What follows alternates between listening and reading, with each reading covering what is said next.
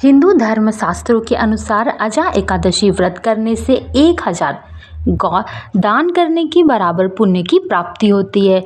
भगवान विष्णु की कृपा से आर्थिक स्थिति अच्छी होती है और संतान के संकटों से रक्षा करते हैं। भगवान विष्णु अजा एकादशी का व्रत धारण करने से भाद्रपद कृष्ण पक्ष की अष्टमी यानी कि जन्माष्टमी के बाद एकादशी के दिन अजा एकादशी का व्रत रखा जाता है। इस साल अजा एकादशी का व्रत 19 अगस्त दिन मंगलवार को रखा जाएगा। एकादशी व्रत भगवान विष्णु को समर्पित है। मान्यता है कि एकादशी व्रत करने से पापों से मुक्ति मिलती है और जीवन में सुख समृद्धि आती है। साथ ही भक्ति सभी सुखों को भोग कर अंत में विष्णु धाम को जाता है। जो भक्त एकादशी या अजा एकादशी का व्रत धारण करता है, एकादशी व्रत में भगवान विष्णु की विधि विधान से माता लक्ष्मी के साथ पूजा अर्चना की जाती है। आइए अब जानते हैं कि अजा एकादशी पर पूजा कब करेंगे, विष्णु भगवान की तथा पारण विधि क्या होगी तथा पूजा का शुभ मुहूर्त क्या होगा।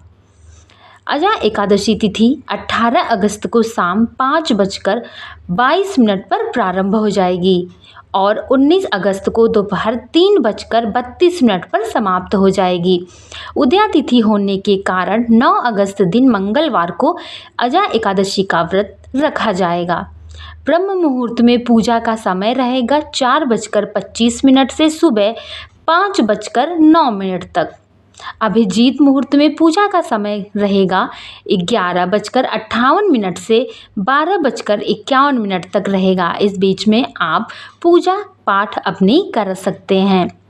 विजय मुहूर्त का समय रहेगा दोपहर 2:35 से 3:27 तक तथा गोधूली वेला या शाम काल में जो हम पूजा करेंगे अजा एकादशी का, उसका समय रहेगा 6:57 से 7:18 तक।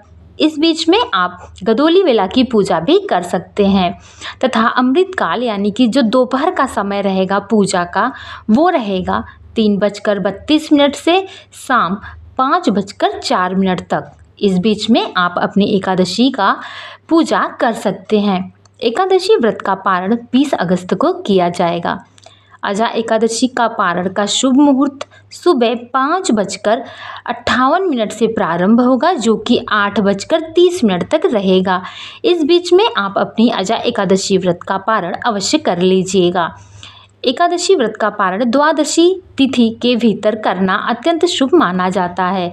इस दिन द्वादशी तिथि समाप्त होने का समय दोपहर 1:58 से रहेगा। तो आप ध्यान से सारी समयों को नोट कर लीजिएगा जिससे कि आपसे कोई भी गड़बड़ी या गलती ना हो।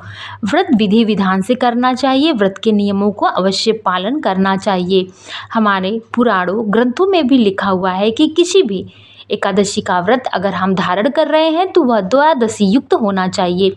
कभी भी एकादशी का व्रत दशमी युक्त एकादशी नहीं रखना चाहिए और जब भी एकादशी व्रत का पारण करें तब वह द्वादशी युक्त ही होना चाहिए। द्वादशी में ही हमेशा व्रत का पारण करना चाहिए और वो भी समय अनुकूल करना चाहिए। जिस समय पारण का समय रहे उसी समय करना चाहिए। वीडियो अच्छी लगी तो लाइक से सब्सक्राइब कर दीजिएगा। मिलते हैं बहुत जल्द एक दूसरी वीडियो के साथ। तब तक ओम नमो भगवते वासुदेवाय नमः।